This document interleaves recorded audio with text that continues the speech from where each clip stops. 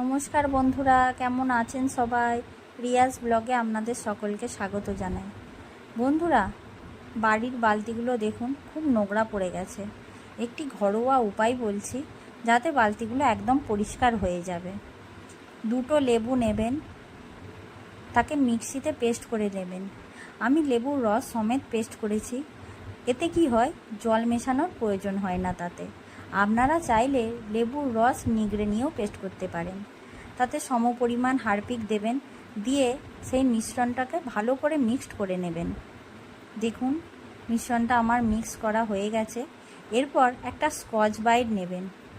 Scotch Brite নেওয়ার পর সমস্ত বালতিতে আগে ভালো করে মাখিয়ে কিছুক্ষণ রেখে দেবেন। দেখুন, আমি বালতিতে মাখিয়ে নিচ্ছি এই মিশ্রণটাকে। দেখতেই পাচ্ছেন বালতিটা প্রচুর পরিমাণে নোংরা হয়ে গেছে। ভালো করে একদম মাখিয়ে কিছুক্ষণ রেখে দিতে হবে। তারপরে ওই স্কচ ব্রাইট দিয়েই ভালো করে মেজে পরিষ্কার করে নিন।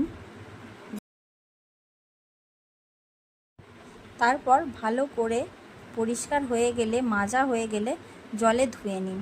দেখতেই পাচ্ছেন বালতিটা কতটা পরিষ্কার হয়েছে। দেখুন, আপনাদের দেখিয়ে দিই, দেখে নিশ্চয়ই বুঝতেই পাচ্ছেন বালতিগুলোর অবস্থা আগে কি ছিল আর এখন কি হয়েছে। একদম পরিষ্কার হয়ে যাবে। আপনারাও বাড়িতে এটা ট্রাই করতে পারেন। আপনাদের যদি বাড়ির বালতি, মগ এরকম নোংরা হয়ে থাকে, খুব সুন্দর এতে পরিষ্কার হয়ে যাবে। আমিও অবশ্য এই টোটকাটা সোশ্যাল মিডিয়াতেই দেখেছিলাম, দেখে ট্রাই করেছি।